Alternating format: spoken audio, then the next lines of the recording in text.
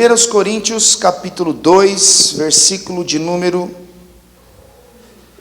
14, diz assim: ora, o homem natural não compreende as coisas do Espírito de Deus, porque lhe parecem loucura, e não pode entendê-las, porque elas se discernem espiritualmente.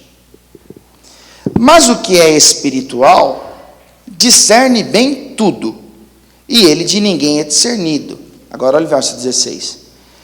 Porque quem conheceu a mente do Senhor para que possa instruí-lo? Paulo faz menção a Isaías capítulo 40, versículo 13. Aí ele diz, o tema da nossa mensagem no finalzinho: mas nós temos a mente de Cristo. Amém? Vamos repetir? Nós temos a mente de Cristo. A igreja precisa ter a mesma mentalidade do seu Senhor. Não é isso? Então Paulo está dizendo, olha, o homem natural, ele não compreende as coisas de Deus, que isso parece loucura. No capítulo 1, versículo 18, ele diz assim, ó: a palavra da cruz é loucura para os que perecem. É um negócio muito louco para quem não conhece a Deus. Mas ele diz que aquele que é espiritual, ele tem discernimento. E então ele diz que nós, a igreja de Jesus Cristo, tem a mente de Cristo. Eu queria pensar um pouco com você, refletir um pouco com você acerca do que é ter essa mentalidade. Curva a sua cabeça, feche os olhos por mais um instante, vamos orar. Senhor, a tua igreja está à sua disposição. Nós precisamos te ouvir. Nós precisamos aprender mais. O Senhor não nos chamou por um acaso. O Senhor não nos chamou apenas para um plano terreno. O mesmo apóstolo Paulo escreveu: se esperarmos em ti somente nessa vida, nós somos os mais miseráveis de todos os homens. O que nós precisamos com extrema urgência é assimilar a mensagem do Evangelho, é viver de maneira que agrade ao Senhor e que sermos luz do mundo, sermos uma influência no meio de uma geração corrompida, Pai. Fale conosco através da sua palavra, em nome de Jesus, amém, e graças a Deus. Pode sentar no seu lugar, por gentileza. Irmãos, como você sabe, essa carta foi escrita por Paulo em meados do ano 56 da era atual, e Paulo já havia realizado a obra em Corinto, dado continuidade às suas viagens missionárias, e quando Paulo está na Macedônia, ele recebe uma carta dos irmãos de Corinto, que o comunicam acerca de alguns dos problemas que haviam naquela congregação. Então Paulo decide escrever essa carta, tendo como propósito dois principais assuntos. O primeiro deles era a displicência de alguns irmãos ao tratar alguns pecados que aos olhos de Paulo eram seríssimos, mas que eles tratavam como se fossem algo qualquer. E o segundo principal propósito foi tratar de questões doutrinárias. É aos Coríntios que ele escreve também acerca dos dons espirituais, acerca da ceia do Senhor no capítulo 11, e tantos outros assuntos que são de fundamental importância para a igreja de Cristo.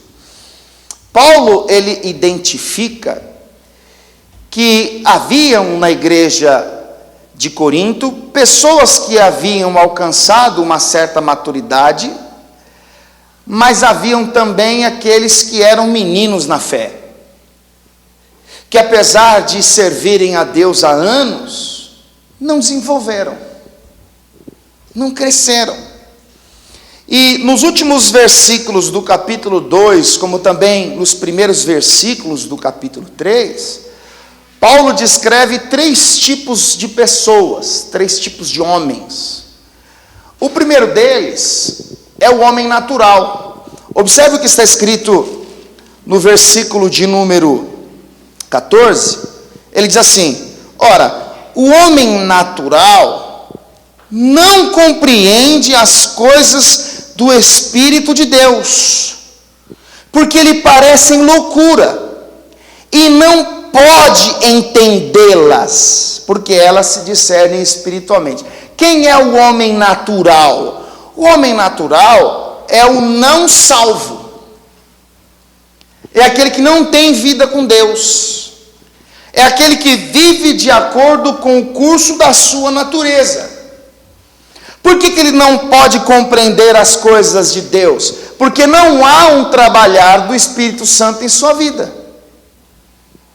Ele vive de acordo com os seus sonhos, os seus planos, os seus propósitos, os seus interesses, as suas ambições, a sua carnalidade. Então, o homem natural é aquele que não compreende as coisas de Deus. Se você chegar para alguém que nunca ouviu o Evangelho e dizer que Jonas ficou 3 dias e 3 noites no ventre de um grande peixe, ele vai achar que você está louco. Porque ele não tem capacidade de assimilar. Não há um mover, porque quem nos dá capacidade de compreendermos acerca do mundo dos espíritos, do mundo espiritual, é o Espírito Santo. Então ele mostra que o homem natural não compreende as coisas de Deus. Tudo parece loucura. Nos primeiros versículos do capítulo de número 3, ele fala de um homem carnal. Observe o que está escrito aqui, ó.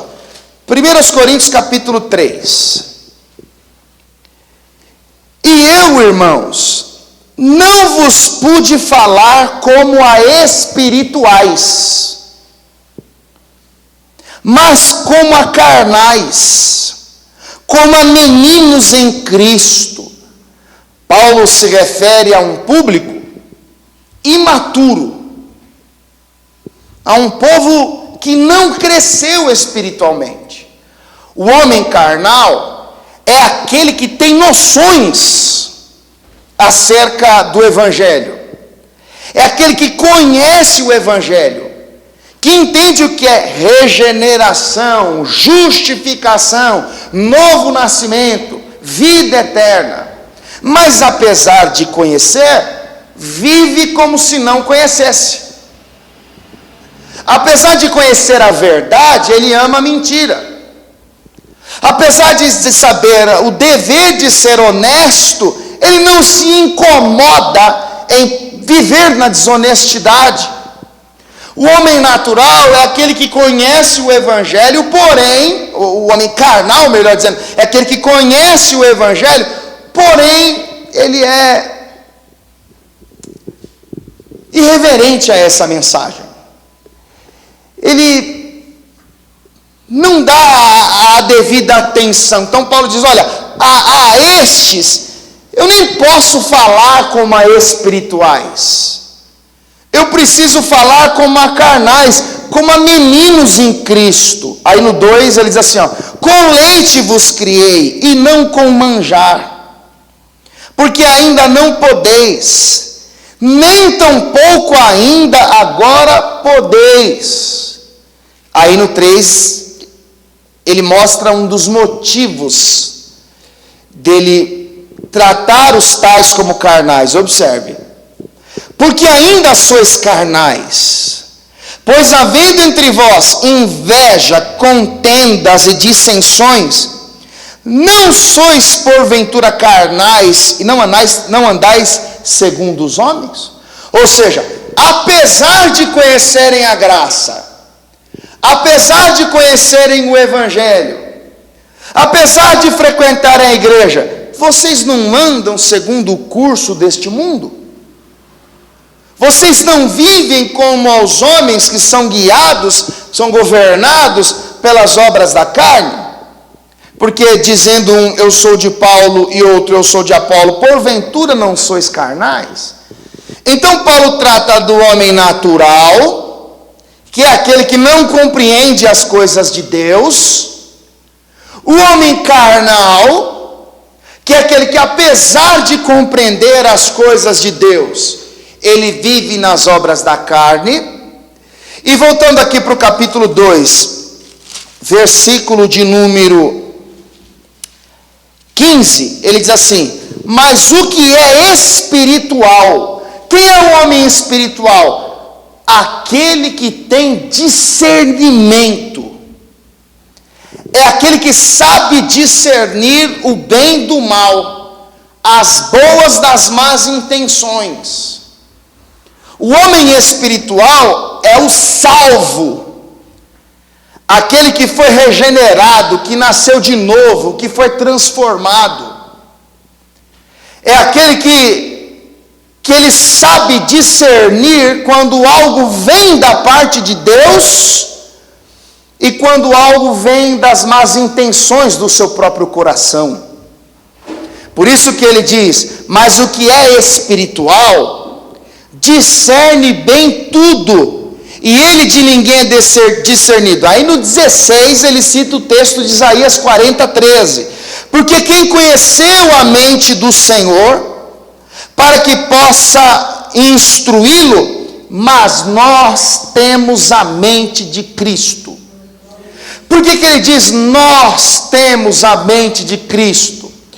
Porque o homem que é espiritual, ele tem por característica a transformação da sua mente.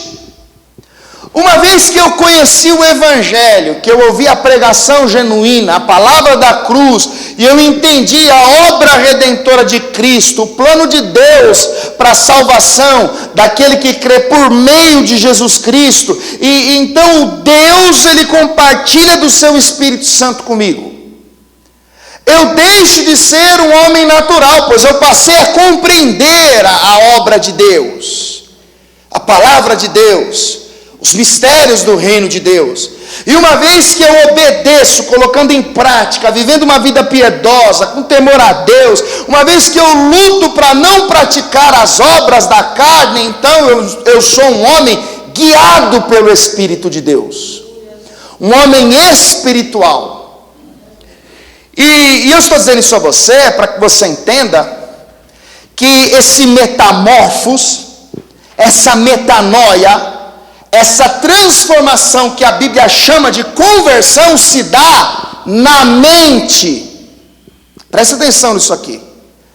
Por isso que Paulo escreveu em Romanos capítulo 12, no versículo 2: e não vos conformeis com este mundo, mas transformai-o pela renovação da vossa mente, para que experimenteis qual seja a boa, perfeita e agradável vontade de Deus. Aquele homem natural, ele deixou de existir porque a mente dele foi transformada.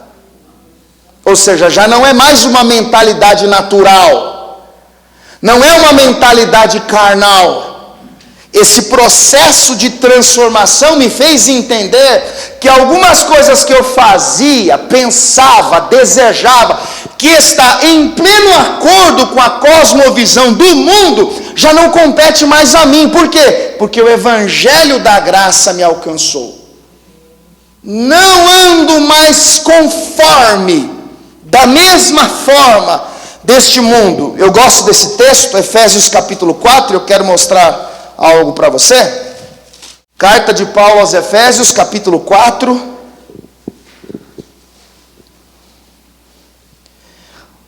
Paulo faz um paralelo, uma comparação entre os gentios, os pagãos e a igreja.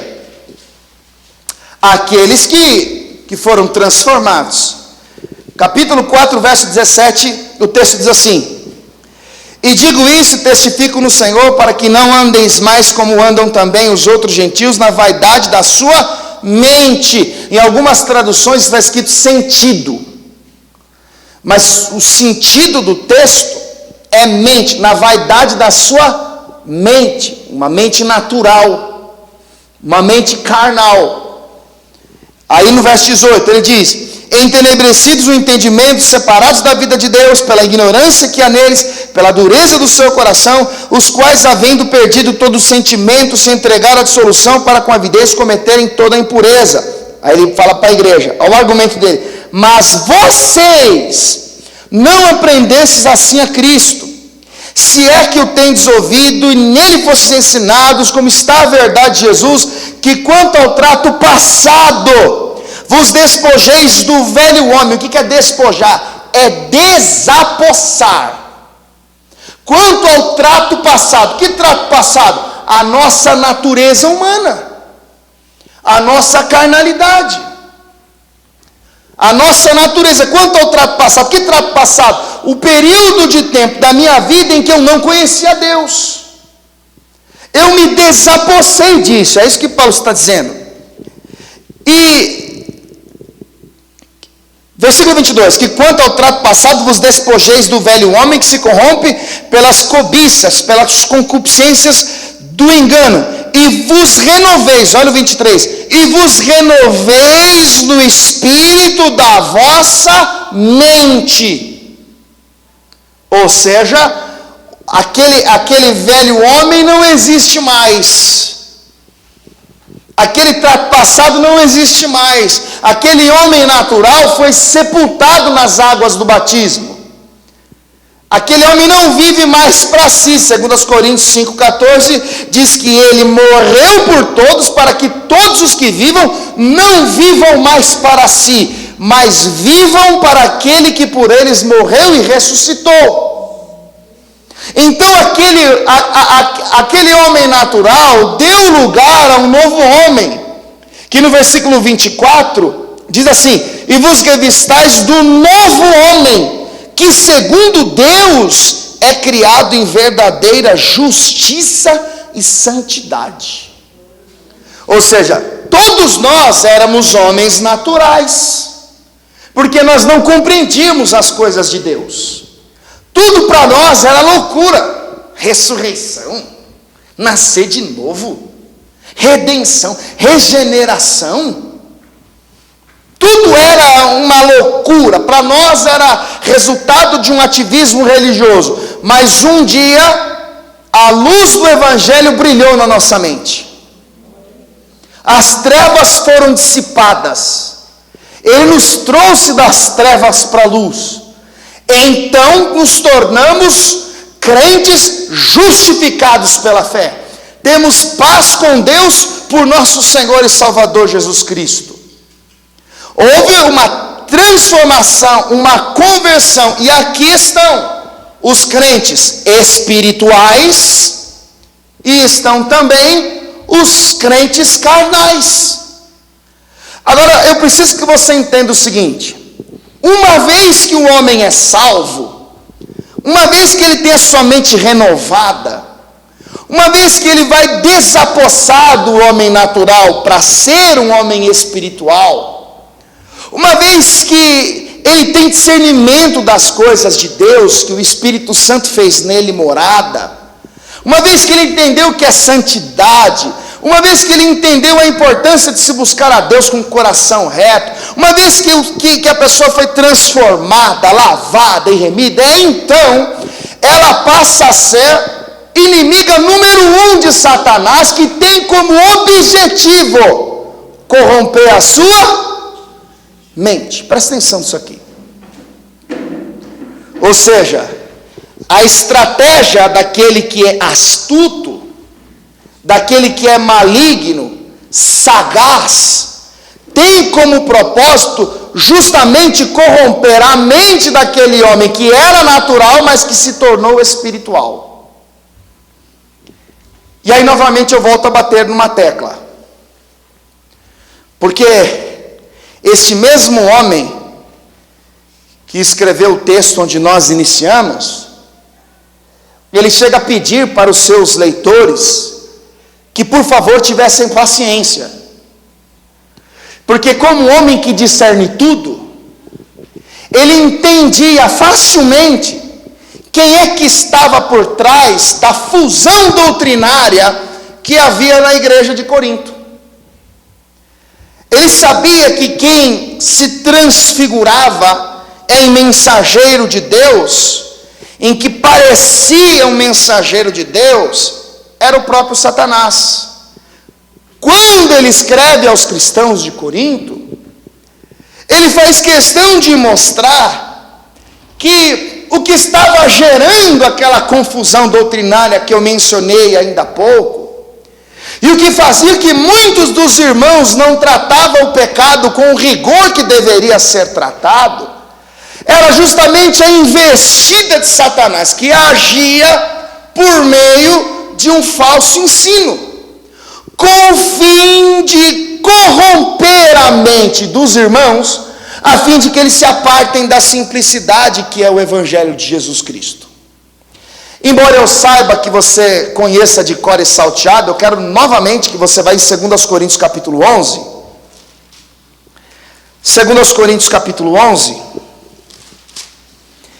Leia comigo o que está escrito no versículo 2.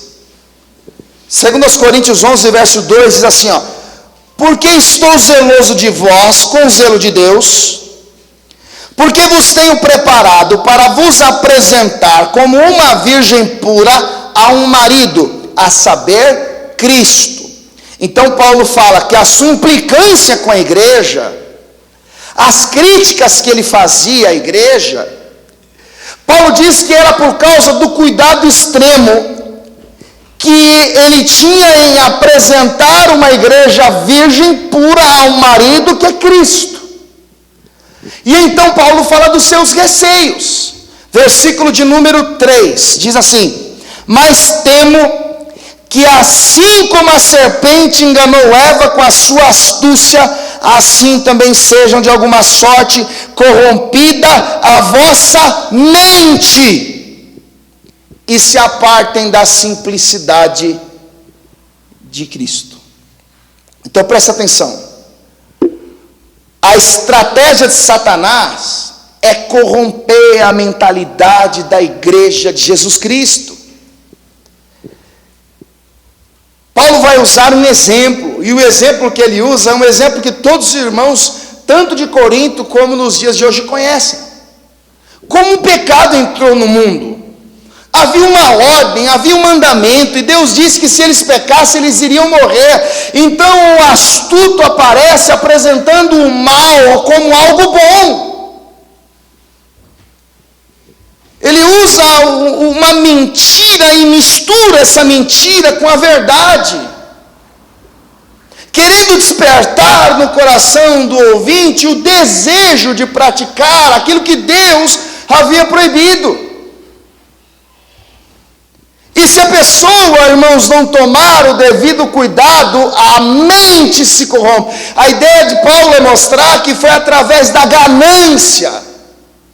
Porque em Gênesis capítulo 3, no versículo 6, o texto mostra que depois daquele diálogo entre a serpente e a mulher passou a desejar, porque ela viu que aquilo era agradável aos olhos. E o texto diz que então ela comeu, deu ao seu marido, eles comeram, e a consequência você sabe, eles foram expulsos do paraíso. Agora, o que Paulo está querendo mostrar para a igreja é que eles estão aceitando tudo, eles estão permitindo tudo, eles estão concordando com tudo. Olha o que está escrito no versículo de número 4, irmãos, diz assim: porque se alguém for pregar-vos outro Jesus, que nós não temos pregado, ou se recebeis outro Espírito que não recebestes, ou outro Evangelho que não abraçastes, com razão sofrereis. Sabe qual que é a ideia de Paulo? A ideia de Paulo é mostrar que quem não tem discernimento, acredita em qualquer bobagem. Quem é carnal, come de qualquer alimento. Quem não sabe discernir o bem do mal, do certo e do errado, é facilmente enganado. É por isso que o espiritual, que discerne as coisas, Paulo diz, esse tem a mente de Cristo. Agora, irmãos, segundo Harry Wisberg, eu fiz questão de anotar a ideia dele do que é ter a mente de Cristo. Presta atenção nisso aqui. Ter a mente de Cristo é conhecer o seu propósito e plano redentor. Segundo, encarar a vida do ponto de vista do Salvador. Terceiro, avaliar as coisas como Deus vê. Quarto, dar importância àquilo que Deus dá. Aquele que tem a mente de Cristo, ele leva em consideração, antes de tomar uma decisão, o que Deus pensa? Como é que Deus vê isso? Aquele que tem a mente de Cristo, ele analisa tudo que está sendo pregado com aquilo que está sendo escrito. Peraí, ele está falando isso, mas a palavra diz outra coisa. Aquele que tem a mente de Cristo, por saber discernir as coisas, ele dá importância àquilo que para Deus é importante. Ele conhece os principais pontos do Evangelho. Ele conhece a mensagem da cruz. Ele sabe qual é o plano de vida. Então, o que tem a mente de Cristo, ele não se abala quando vem perseguições e tribulações.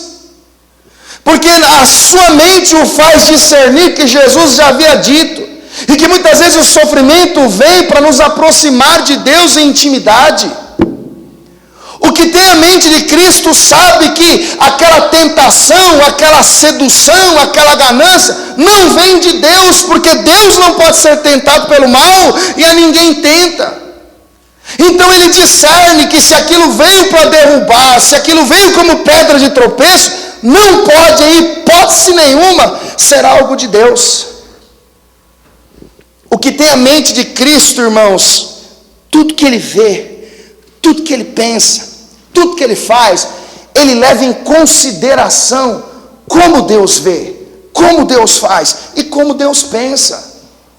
Agora, eu estou dizendo isso a você, irmãos, porque hoje eu recebi algumas mensagens de pessoas que, e eu sempre, irmãos, talvez você já percebeu, normalmente quando é dia de culto, eu costumo juntar tudo que eu tenho vivido nos dias, e às vezes eu entendo que Deus quer tratar algum assunto primeiro comigo e com a igreja. Então, um dos pastores que eu sempre admirei, um dos poucos que me faziam parar para ouvir o seu sermão, ele simplesmente cedeu a investida do império das trevas em mudar a mentalidade da igreja. Eu não apurei a notícia, por isso que eu não pronuncio nomes, mas é assustador, irmãos, como com muita sutileza, com muita facilidade, a igreja tem se entregado às ideologias do inferno. Mas deixa eu te dizer uma coisa importante. No que diz respeito a ser comunidade, a igreja tem que ser inclusiva. Como uma comunidade aberta, as portas estão escancaradas para o grego, para o judeu, para o branco, para o negro, para o rico, para o pobre. As portas estão abertas como comunidade para qualquer que seja a religião que a pessoa tem. Mas como ideologia, as portas estão fechadas, porque a igreja só tem uma ideia. A igreja só tem uma verdade. Jesus é a verdade da igreja. E todas as vezes que alguns tentam infiltrar na igreja uma ideia que contradiz aquilo que nós aprendemos, porta fechada, não tem lugar, não quero nem conversa, pode ir embora. A queixa que Paulo faz aos cristãos de Corinto é: vocês estão aceitando tudo, vocês estão permitindo tudo. Em Gálatas 1:8 ele diz: se alguém trouxer uma outra mensagem, ainda que venha um anjo do céu, ou nós mesmos pregarmos uma mensagem diferente, essa mensagem é amaldiçoada, é anátema. Então presta atenção nisso, irmãos. A igreja, o evangelho tem por fim transformar a mentalidade do homem natural num ser espiritual, a fim de que ele se relacione com Deus numa vida no Espírito. Todo mundo entendeu isso aqui? Agora, uma vez que isso acontece, o diabo já começa a trabalhar para corromper essa mente. E, irmãos, eu disse a você há alguns dias que eu tenho estudado a introdução das cartas de Paulo, de Pedro e de João, para a gente começar a estudá-las de modo expositivo. Mas eu abro as cartas de Pedro, de Paulo, de Tiago e de João, e eu encontro o mesmo assunto. 1 João capítulo 4, ele diz: amados, não creiais em todo espírito, mas provais se sois de Deus. Na segunda carta de Pedro, no capítulo 2, ele escreve que haveria de chegar um tempo em que a igreja iria se tornar negócios por homens que usam de palavras fingidas.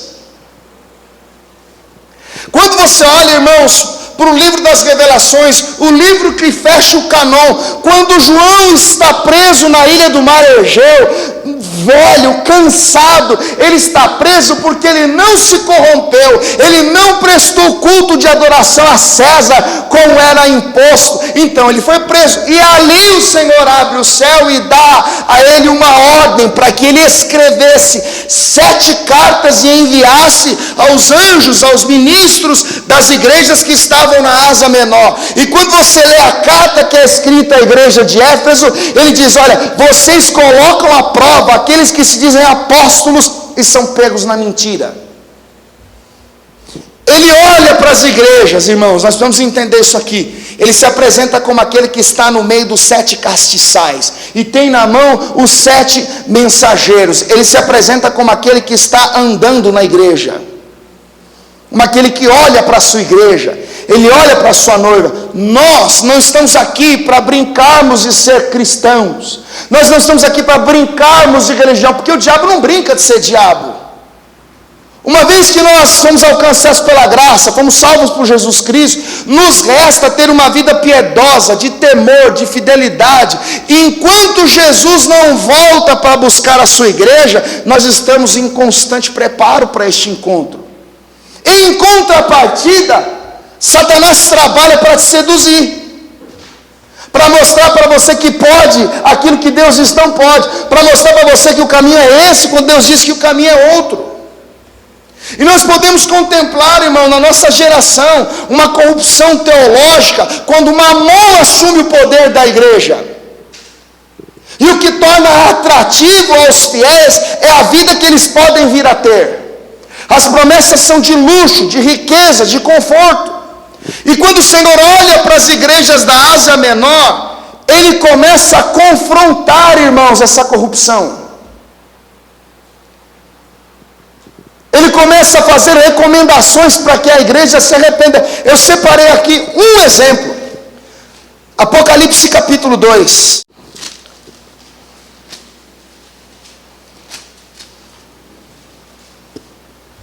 Presta atenção nisso aqui. Ele confronta a hipocrisia. Ele fala para os cristãos de Esmirna que havia alguns que se diziam judeus, mas eram sinagogas de Satanás. Alguém que aparenta ser o que não é. Quando a carta é escrita à igreja de Tiatira, ele fala de uma mulher que ensinava e enganava, o qual ele chama de Jezabel. Quando a carta é escrita aos cristãos de Sardes, ele diz que eles tinham o nome de quem estavam vivos, mas eles estavam mortos. A igreja de Pérgamo, eu quero ler com você Apocalipse capítulo 2, a partir do verso 13, diz assim: eu sei as tuas obras, e onde habitas, que aonde está o trono de Satanás, e retens o meu nome, e não negaste a minha fé, ainda nos dias de Antipas, minha fiel testemunho, qual foi morto entre vós, onde Satanás habita. Talvez, e eu já até preguei sobre isso uma vez, quando ele se refere ao lugar onde Satanás habita, era um lugar onde estava o centro da adoração ao imperador. E os textos a seguir mostram que o que Jesus está confrontando nessa igreja é o sincretismo religioso, é a fusão de doutrinas, é quando algo é adicionado ao evangelho. Você já viu como é que é gasolina adulterada? A gasolina tem uma porcentagem de etanol, não é isso? E quando o vendedor quer fazer o negócio render, ele adiciona água. O questionamento que o dono da igreja faz ao observar o que acontece nela é exatamente como o sincretismo, ele sorrateiramente entra, a ponto das pessoas começarem a ensinar algo que vai além do evangelho. É como uma verdade é anunciada com um tempero da mentira. Então a obra de Cristo já não é mais suficiente para salvar. Como se tudo que Cristo fez pela nossa redenção fosse insuficiente. Então, para ser salvo, tem que crer em Cristo e dar o dízimo. Como se para ser salvo tem que crer em Cristo e ser bonzinho. Irmãos, Cristo é suficiente para a nossa salvação. Quando ele quer confrontar, olha só o versículo de número 14, diz assim: mas umas poucas coisas tenho contra ti. O dono da igreja diz o que tem contra ela.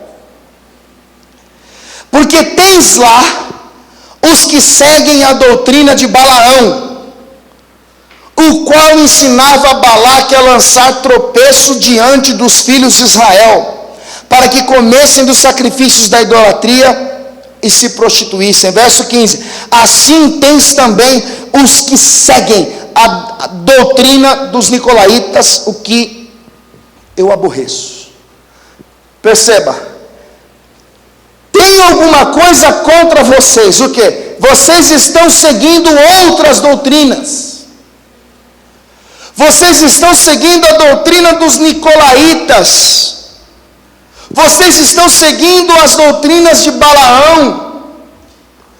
Irmãos, isso é mais sério do que você pode imaginar. Porque o nosso problema não é somente o pecado. O problema é quando defendemos o erro. E a nossa sociedade, ela é influenciada por homens naturais, e que muitas vezes são apoiados por aqueles que são carnais. Eu conversando hoje de manhã, eu citei 2 exemplos. Porque, irmãos, o carnal, que é aquele que conhece as coisas de Deus, mas vive como não conhecesse, é o que tem mais seguidor. O carnal é o que tem mais influência, porque o que ele fala é mais fácil de aceitar. O carnal é aquele que é transigente, ele consegue se adaptar a qualquer cultura, porque o seu fim, o seu propósito é ter seguidor. Eu disse que o maior inimigo do evangelho de Jesus Cristo é o mundo gospel, porque o mundo gospel é uma fábrica de dinheiro por meio da fé. O mundo gospel compõe para vender. É só você escutar a grande maioria das músicas que não contém a mensagem do evangelho, não são cristocêntricas, não são teocêntricas, que até o ímpio canta porque ela tem algo bom para o coração humano. Então milhões são gerados, grupos e grupos e grupos surgem, proclamando qualquer coisa, ai, ai, ai, ai, ai, ai, ai, glória a Deus, e vendem. Então as portas do mundo se escancaram, e aí vem o convite: não, você gostaria de cantar secular? Sim, gostaria. E essa mesma pessoa amanhã vai dizer: não tem problema cantar músicas gospels e cantar músicas que fazem apologia a coisas ruins. E o problema é que os seguidores desse carnal comem tudo que esta pessoa oferece. E diz a escritura em Números capítulo 22 que Balaque ficou com medo, porque o povo que vinha na sua direção era o povo que havia devastado o Egito, no qual Deus o livrou com mão forte. Então Balaque, ele vai subornar Balaão para que Balaão lançasse maldição contra o povo de Deus. Mas diz a palavra que Deus vai dizer a Balaão que ele não poderia amaldiçoar o que Deus abençoou. A estratégia de paralisar o progresso daquele povo que caminhava em direção a Canaã, a princípio não deu certo. Então eles mudam a estratégia.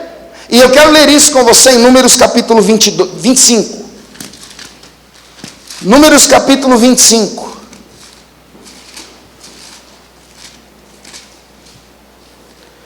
Por que ele mudou a estratégia? E eu falo isso quase em toda a pregação. Irmão, prometo para você, vai chegar uma hora que eu vou parar de ser chato assim.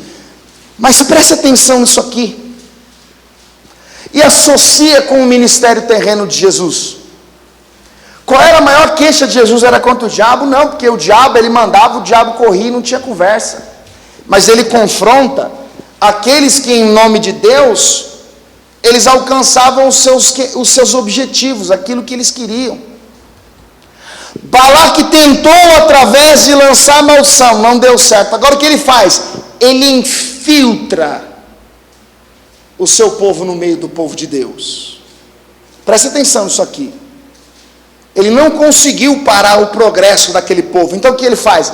Ele infiltra as pessoas no meio do povo de Deus. Olha o que vai acontecer. Números 25, versículo 1. E Israel deteve-se em Sitim, e o povo começou a prostituir-se com as filhas dos moabitas. Versículo 2. E estas convidaram o povo ao sacrifício dos deuses, e o povo comeu e inclinou-se aos seus deuses, juntando-se, pois, Israel a Baal-Peor. A ira do Senhor se acendeu contra quem? Contra os moabitas? Contra Israel. Aí, olha o versículo 9. E os que morreram daquela praga foram 24 mil. Qual era a intenção de Balaque, rei dos moabitas? Destruir o povo de Deus. Ele subornou o profeta, mas Deus não permitiu. O que ele faz? Ele coloca os seus no meio do povo de Deus. Qual foi o resultado disso? 24 mil mortos. E aí que a gente precisa parar e pensar. Porque Jesus conta na parábola do joio e do trigo, que o maligno lançou a semente no mesmo campo onde o pai de família lançou. E o diabo, para destruir a igreja, irmão, ele não precisa fechar a porta. Basta ganhar o coração das pessoas, para que elas percam a simplicidade no servir a Deus e se tornem arrogantes, mesquinhas, soberbas, imaturas. O resto está feito, irmãos.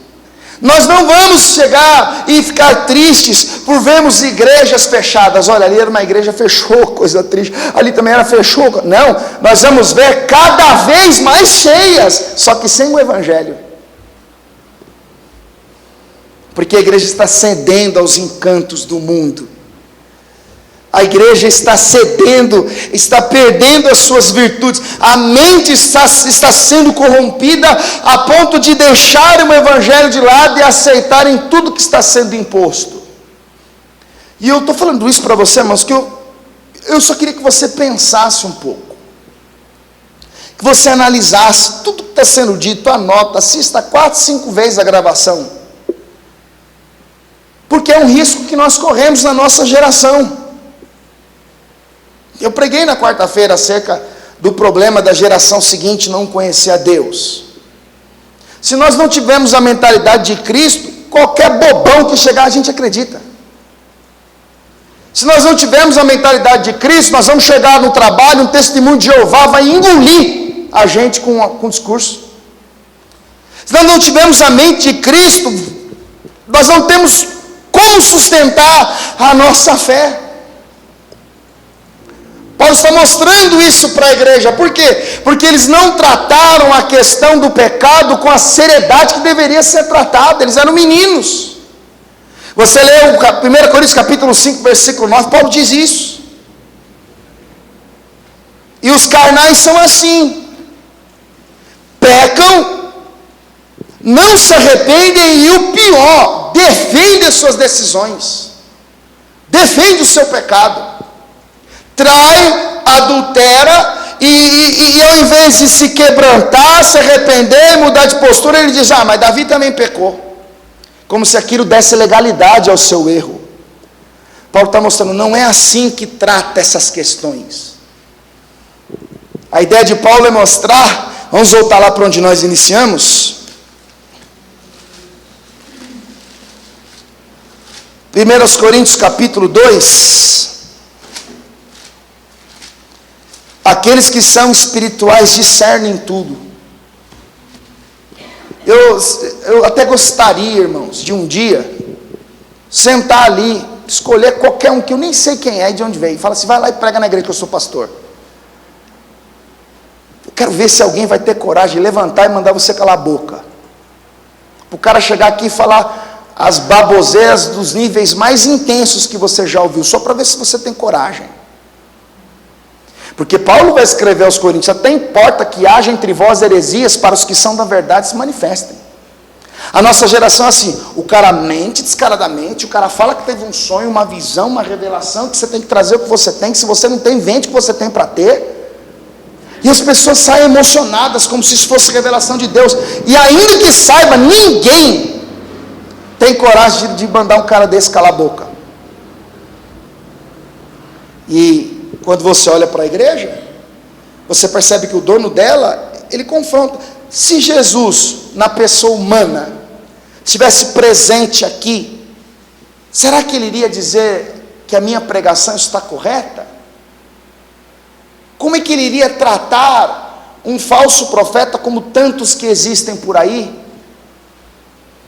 Você acha que Jesus ia dizer assim, ô senhor pregador, por gentileza, pega o seu banquinho e sai de mansinho porque você só falou besteira? Olha como Jesus tratava essa cambada. Porque ele sabia que a maneira do diabo trabalhar, irmãos, é isso. É colocar o povo numa convicção errada. Então, usam-se o nome de Deus para prometer o que Deus não prometeu. Para ensinar o que ele não ensinou. Para proibir o que ele não proibiu. E qual é o resultado disso? As pessoas são seduzidas pelo encanto da serpente. Então elas começam a olhar para aquilo que Deus proibiu com bons olhos. Foi assim que, de maneira astuta, Satanás enganou o casal e, consequentemente, o pecado veio ao mundo. Irmãos, eu e você, nós precisamos ser maduros na fé. Nós precisamos entender que a relação que nós temos com Deus não é uma relação que nos promete sombra e água fresca. Não é uma relação que nos dá a garantia que não haverá dor, não haverá tristeza, não haverá choro. Ao contrário, Ele nos prepara, nos ensina, nos encoraja a lidar com todas essas questões sem abrir mão da fé que temos. Atos 14, 22 diz que por muitas tribulações nos importa entrar no reino de Deus. Se a sua mente for a mente de Cristo, você entende o que Paulo escreveu em Filipenses capítulo 4, no versículo de número 11, eu sei estar abatido, eu sei também ter abundância, em todas as coisas estou instruído, tanto a ter fartura como ter fome, tanto a ter em abundância como a padecer necessidade, posso todas as coisas em Cristo que me fortalece. Aquele que tem a mente de Cristo entende que o seu maior privilégio é, no dia do choro, ele chora com Deus, no dia da tristeza, ele pode até ficar triste, mas com Deus. No dia da perda, ele pode até perder, mas ele perde com Deus, porque ele sabe que Deus estando na sua vida o tempo todo, todas as questões que acontecem, está sob o controle dele, e Deus tem resposta para tudo. Agora o carnal não. O carnal, ele é conveniente. O carnal, ele consegue se adaptar a tudo. O carnal é transigente. Você está no meio de pessoas que apoiam a união homoafetiva, então ele se comporta como tal para não ser desprezado. O carnal, se ele está na roda de beberrões, para não ser criticado, ele bebe também. Se ele está no meio de pessoas que xingam, ele xinga também. E Deus, irmãos, Ele nos chamou para sermos espirituais. Quando Deus nos chamou, Ele nos tirou de uma condição de homem natural, ignorante, não salvo. Ele nos salvou, nos perdoou, nos deu uma vida nova, nos deu o seu Espírito Santo, para não nos conformarmos com esta cosmovisão. E Ele nos deu a missão de, como Jesus diz em Mateus, no capítulo de número 5, versículo 13 e 14, Ele diz: vós sois o sal da terra, vós sois a luz do mundo. No verso 16, assim resplandeça a vossa luz diante dos homens, para que eles vejam as vossas boas obras e glorifiquem ao vosso Pai que está nos céus. Irmãos, o nosso desafio como igreja de Jesus, não estou falando de placa, como igreja de Jesus, é passar 5, 10, 15, 50 anos, se Jesus não voltar, 80 anos, na mesma simplicidade, na mesma fé, no mesmo propósito. Sabe por quê? Porque Satanás vai bater na porta, Satanás vai dizer: olha, faz isso que a igreja vai encher. Satanás vai fazer, ele vai querer trazer político para fazer do altar um palanque, e tantas outras estratégias, e nós precisamos ser, irmãos, como os crentes de Éfeso. A igreja está aberta como comunidade para qualquer pessoa, mas não para qualquer ideia. A igreja aceita qualquer pessoa, independente de qual seja a classe, independente de qual seja a cor, independente de qual seja o credo, independente de qual seja a opção sexual, mas nós não aceitamos qualquer ideia. Todo mundo entendeu isso aqui? Vamos todos ficar de pé, por favor.